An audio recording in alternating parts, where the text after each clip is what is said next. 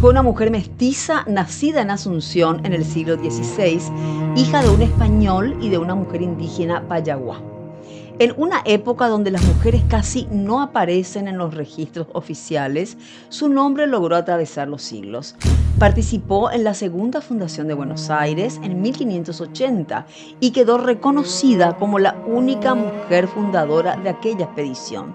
Una mujer que en medio de la conquista dejó una huella que el tiempo no pudo borrar.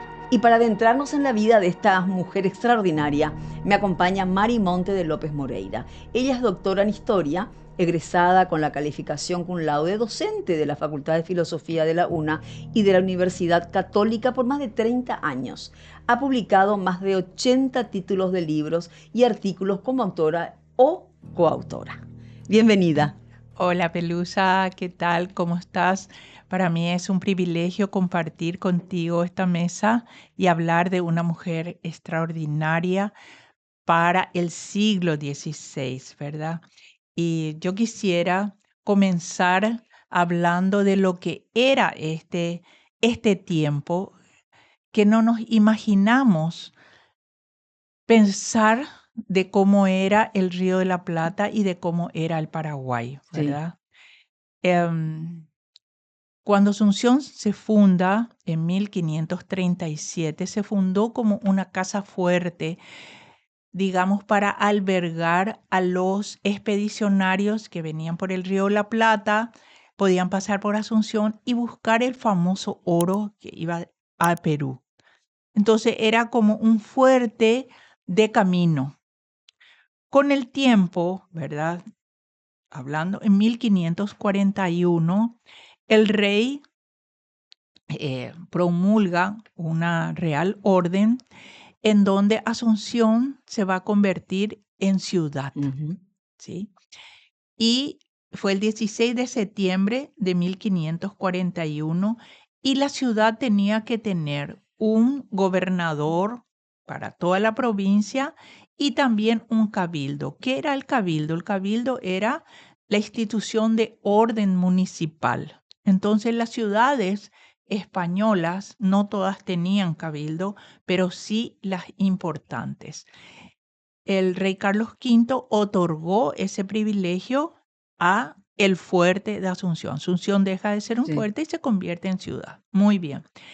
Lo principal, digamos, del cabildo y de la gobernación, como Asunción fue el centro, digamos, en ese momento, porque Buenos Aires había sido justamente abandonada de 1541 por orden de Domingo Martínez de Irala. Sí. Y vinieron a Asunción unos 350, 360 españoles y unas veintena de mujeres españolas empezaron a poblar aquí Asunción. Y los españoles que vinieron, por supuesto, como no tenían mujeres, se dedicaron a lo que se llamó la saca. ¿Qué era la saca? La saca era ir a los poblados indígenas y traer mujeres. Robar sus mujeres o le Robar daban sus en ofrenda a mujeres. sus mujeres a No, cambio de algo. robar, no.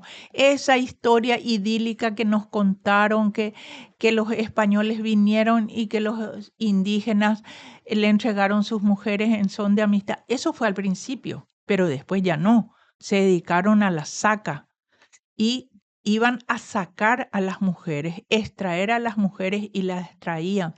Un famoso sacerdote, Francisco Martínez de Paniagua, decía de que en 1545 existían aproximadamente 700 mujeres que servían a los españoles aquí. Eso lo publicó una famosa antropóloga, historiadora, Branislava Susnik, Sí. que vivió en Asunción, por supuesto, muchos años. Fue mi maestra en la universidad.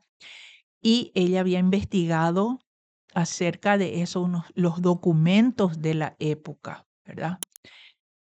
No contentos los españoles, posteriormente se dedicaron a las rancheadas. ¿Y ¿Qué qué era son? ir a ranchear? Ir no solamente a traer mujeres, sino a traer niños y todos los enseres de los indígenas, sus bastimentos, su hamaca, sus elementos de alfarería, sus semillas, etcétera.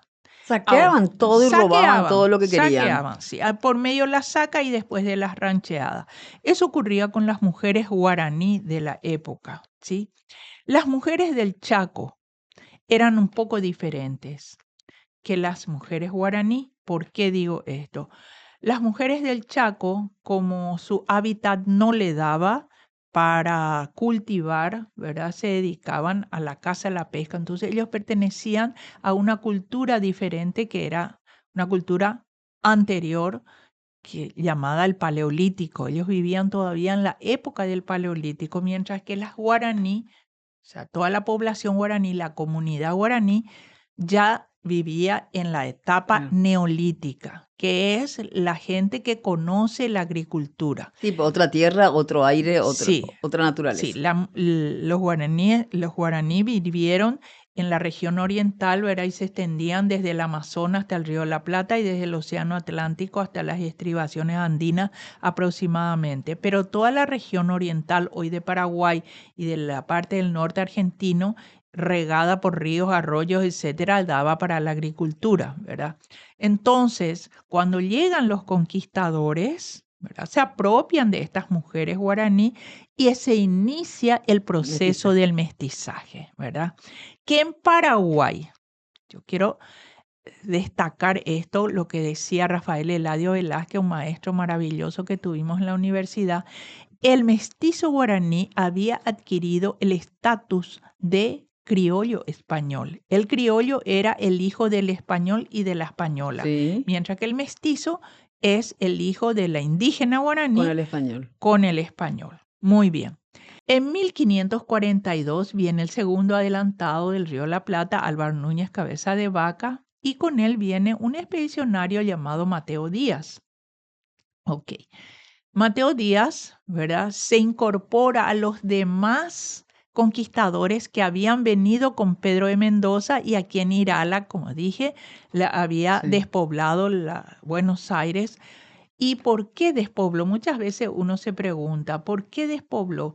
Y precisamente porque era muy atacada por los indígenas, los querandíes, los charrúas, los guaraníes mismos, ¿verdad? Y era el tiempo, digamos, en que debían mantenerse en una ciudad interior, no tanto de la costa. Sin embargo, era importante la costa marina porque de ahí venían las expediciones. Muy bien. Viene Mateo. Viene Mateo Díaz y se relaciona con una indígena del Chaco llamada Sabé. Es lo que dice una profesora que tuvimos también en la universidad, Idalia Flores de Zarza, que había investigado, que fue una de las primeras mujeres historiadoras que investigó sobre mujeres Yo paraguayas. estudié con ella, tuve el honor de conocerla, Idalia. Sí, era muy investigadora y aparte de eso, publicó varios libros, pero escribió un libro acerca de la mujer de paraguaya en la época de la conquista. Y ella habla justamente de nuestra protagonista Ana Díaz. Hija de Mateo y de Sabé. Hija de Mateo y de Sabé. Dicen, es una leyenda, no está comprobado, que Mateo le gana a otro español en una partida de dados. Así es, ¿verdad? Eso habíamos escuchado. Sí, pero es una leyenda, no hay ni un documento que diga eso. ¿Por qué fue dura la infancia de Ana Díaz? Digamos dura en el sentido de que muchas veces los mestizos, especialmente las niñas mestizas, pertenecían a otro mundo ya, ¿verdad? Ella es hija de dos mundos, del mundo indígena y del mundo español. Tan diferentes, ¿verdad? Sí, diferentes.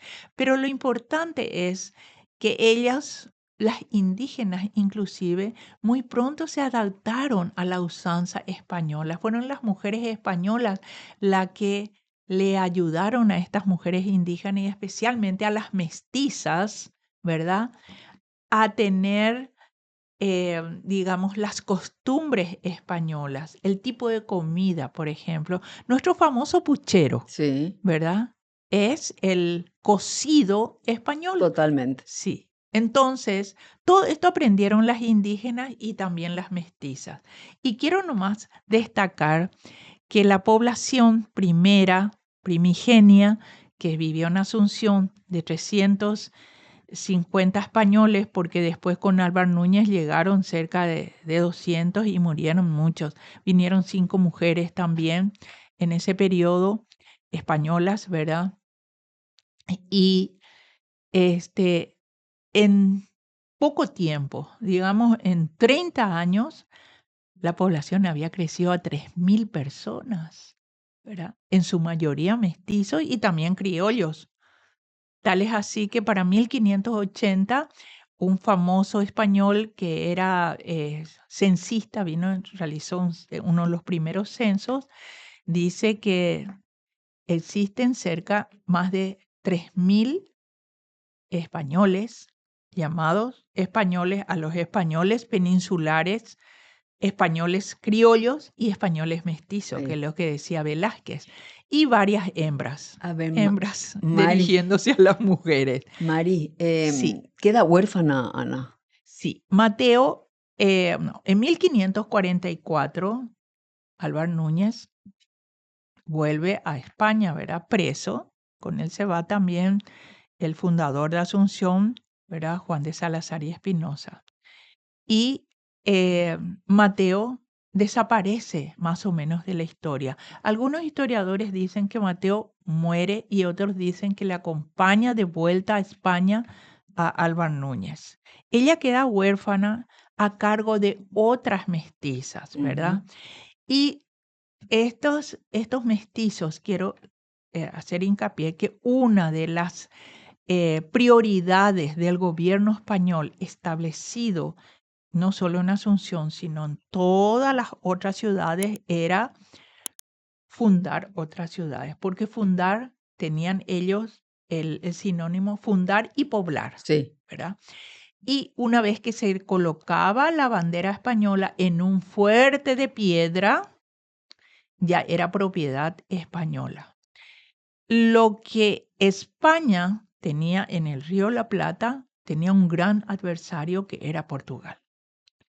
Los portugueses, ¿verdad? No se limitaron a vivir dentro del espacio que le había correspondido por el famoso Tratado de Tordesillas en 1494, ¿verdad? Que quedaba una línea que iba de norte a sur hasta el Océano Sí. Atlántico. Ellos se extendían. Entonces, lo que pretendía el gobierno español era fundar ciudades. Y así se creó la provincia del Guairá, donde hoy es parte de Brasil eso, y se fundaron varias ciudades. ¿Se creía que ella era guaireña también?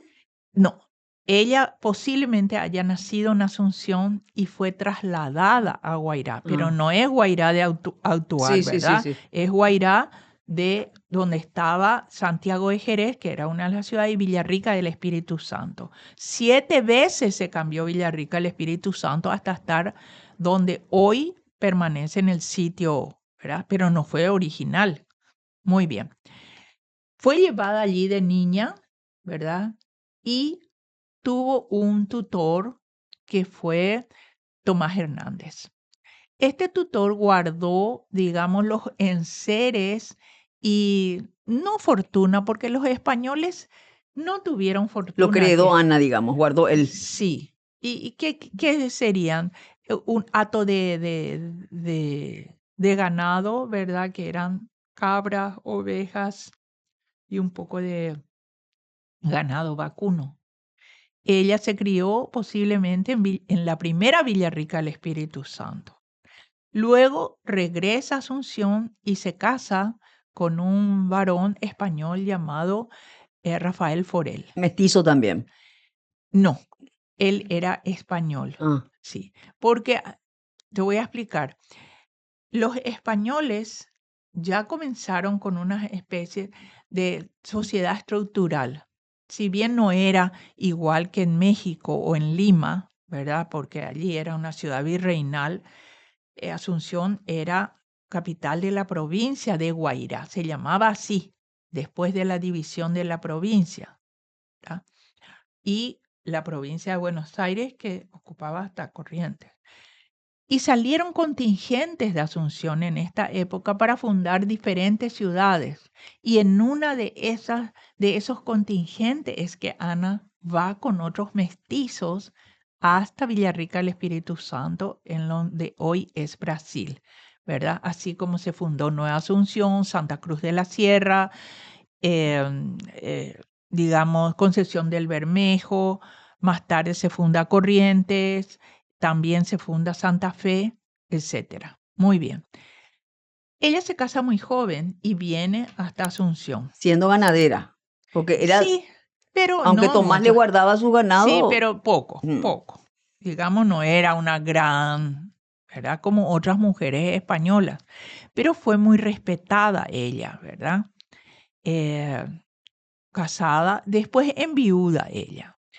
A fines de 1579, Juan de Garay, que era un gran conquistador y que fue fundador de Santa Cruz de la Sierra y que fue también, digamos, fundador de otras ciudades, lanza un decreto diciendo si quienes quieren acompañar a una fundación que se va a realizar en el famoso fuerte que era el primero, Nuestra Señora del Buen Aire.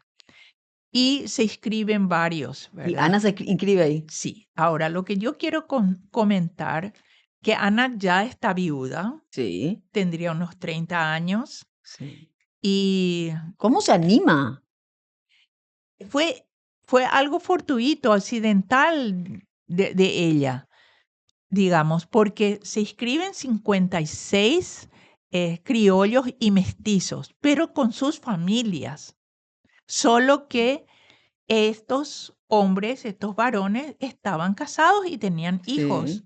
mientras que Ana no, Sola. sola se inscribe y Juan de Garay la acepta porque tiene ella ciertos bienes, ¿verdad? Que Hernández solicita al Cabildo de Asunción que le fueran entregados estos bienes. Entonces ella dice, teniendo yo un hato de ganados, puedo ir hasta Buenos Aires, tengo semillas. Supo negociar. Sí, y tiene semillas, porque eso es lo que Sí. decía el decreto, ¿verdad? ¿Qué semillas de qué? No, semillas de mandioca, de poroto, de todos los enseres, porque quiero destacar, ¿verdad?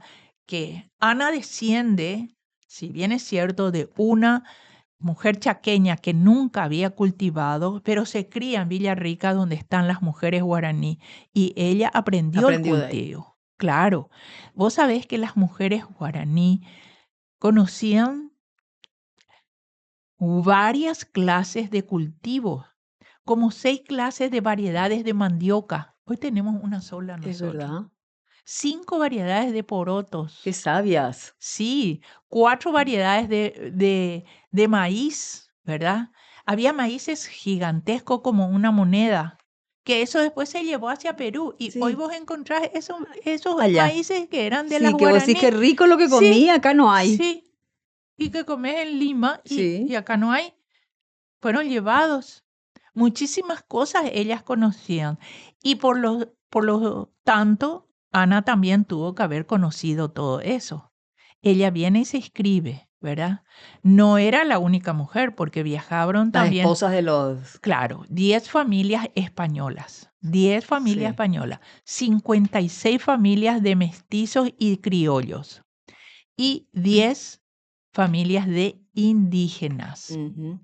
Y la expedición parte de Asunción con digamos, dos caravanas diferentes. Una va a ir por tierra y la otra va a ir por agua. En el buque San Cristóbal, y es Anadía que va en el buque, ¿verdad? Y su ganado, su hato de ganado, que no sería mucho, y sus bolsas de semilla van por tierra en carretas, que esta expedición iba dirigida por Hernando Arias de Saavedra, nieto de una gran mujer también que era doña Mencia Calderón de Sanabria, ¿verdad? Sí.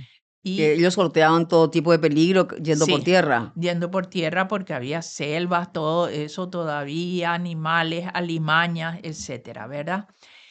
Y la expedición llega en la de por tierra en mayo. La que se fue por barco llega más pronto, de hecho, esperando a la expedición que llegaba por tierra, ¿verdad? Y se unen, y tal es así que en junio, la primera semana de junio, buscan el lugar más o menos donde estaría el nuevo fuerte que se convertiría en ciudad. Y el 11 de junio de 1580 se refunda Buenos Aires, ¿verdad? Y ella tiene un papel ahí protagónico. Sí. Hay un cuadro que se puede encontrar en internet que que es de Moreno Carbonero, en donde se le ve a Juan de Garay con una espada, blandiendo la espada, el tronco donde se colocaba el alta fundacional de la ciudad, ¿verdad? Y ella está entre un expedicionario y un sacerdote, vestida con un manto azul y un crucifijo en la mano. Es la única mujer que aparece en el cuadro. Sin embargo, las otras mujeres que acompañaron a sus esposos no aparecen. ¿Y por qué ella sí? Porque ella era una mujer viuda y las viudas eran muy respetadas, ¿verdad? Y ella aparece porque también fue la única mujer que no tenía pareja, Ay, sí. digamos, y era sola. Y una mujer de 30 años o más en esa época ya era una mujer mayor, respetada, por más que después podía tener hijos, porque se casaban muy jóvenes, se casaban de adolescentes. Una mujer de 30 años ya era muy mayor. Pero ¿Verdad? las mujeres en esa época no tenían derecho a nada y ella No, ya estaba ahí en la sí, fundación de Buenos Aires. estuvo en la Fundación de Buenos Aires. Y lo importante es que este artista, ¿verdad? Este pintor argentino, Moreno Carbonero, la distingue a ella. Unos meses después, Juan de Garay le otorga a ella un solar. Eso es importante destacar, que cuando se fundaba una ciudad, se planeaba, ¿verdad? Primero la plaza central. Sí. Dentro de ese perímetro, ¿verdad? O sea, del perímetro de la plaza se situaba la casa de los gobernadores, la iglesia Todo central, giraba en torno a la sí, plaza. la iglesia que iba a convertirse en catedral, y el cuartel, ¿verdad? El cuartel de las milicias. Y luego se repartían los solares en los alrededores. Y ella tenía uno. Ella tuvo uno, ¿verdad? Digamos, el solar número 53 que Juan de Garay le otorgó a ella. Lo interesante que ella va a ser la primera mujer propietaria sola de un terreno. Muy importante para la historia y para Sí, todos nosotros. sí, y muy poco se Muy conoce de, poco. muy Porque poco. pasamos por la calle Anadía, la gente decía, acá Sí, Anadía, vamos al mercado 4, pero más sí. de ahí no. No, ni se sabe quién Sí, era, ¿no? ¿verdad? Y era una mestiza paraguaya que salió de Asunción con esta expedición. Pero sí reconocían a Argentina, ¿verdad? Sí, es muy reconocida allá. Tal es así, ¿verdad? Que con el tiempo después ella se casa con Pedro Isbrand, otro mestizo paraguayo que se había ido posteriormente, porque ya estamos en 1583 cuando ella se casa, y tienen una hija, Felipa. Mm. Esta hija Felipa después se casa con Domingo de los Santos, y ella solicita también un terreno, y le dieron un terreno en donde hoy sería el barrio de La Matanza, ¿verdad? Ahí está. Sí. Y Ana Díaz, el solar que a ella le dieron, que sería prácticamente más de una manzana, porque así eran, ¿verdad? Más se contaba con leguas o con codos, esa era la medida. Un codo era 45 centímetros, ¿verdad? Un palmo 15.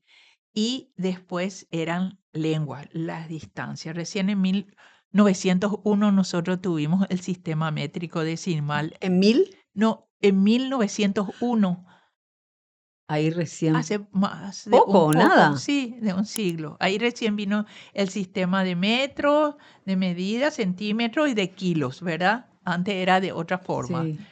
Era denarios, ciclos, etcétera, ¿sí? O adarmes, esos eran los pesos. Bien. Bueno, ¿y qué pasa luego con Ana Díaz? Entonces se casa con este mestizo, tienen Sí, a su hija Felipa. ella se vuelve a casar, vive en La Matanza, ¿verdad?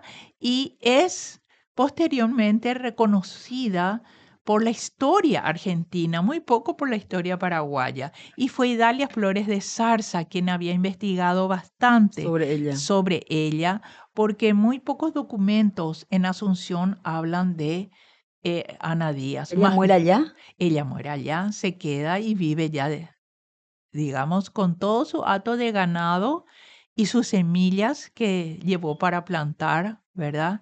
En todo ese lugar que le dieron, donde hoy sería la calle Corrientes, ¿verdad? Cerca de Esmeralda, hacia la Florida, algo valle. así dijeron, Sí, ¿no? Florida y Corrientes. Más hacia la valle estaba, parece.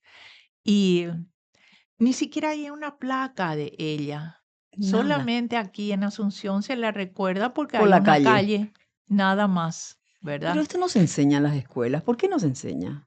Y nos enseña porque la historia en Paraguay, ¿verdad? Fue escrita primero por hombres. Y a partir de los años 80 empezó a cambiar un poco eso, ¿verdad? Nosotros trabajamos bastante con Milde Rivarola en la construcción de otro tipo de enseñanza cuando vino la reforma educativa y lanzamos los otros libros de historia y comenzamos a hablar también de las mujeres, ¿verdad? Y Pero una personalidad y una historia como la de Ana Díaz tiene que ser sí, contada. tiene que ser contada para saber que una mujer mestiza que salió de Paraguay fue una de las fundadoras de la ciudad de Buenos Y una Aires. mujer con, aunque sea poco, con ganado y con tierra propia. Sí, así mismo, con tierra propia que, por supuesto, adquirió gracias a, a lo que Juan de Garay, el fundador, Le dio la oportunidad. le había otorgado. Exacto. Fascinante la historia de nuestras mujeres, ¿verdad? Sí, así mismo. La hija de Juan de Garay, Jerónima Contreras, se casa con Hernando Arias de Saavedra después, ¿verdad? Y ella estuvo posiblemente también en la fundación de Buenos Aires, pero no se la recuerda a ella, sino más bien a Ana Díaz porque fue mujer que no tenía pareja en ese Claro. ¿Y momento. en los textos que estudian los argentinos figura Ana Díaz? Creo que no, Tampoco entonces. tampoco.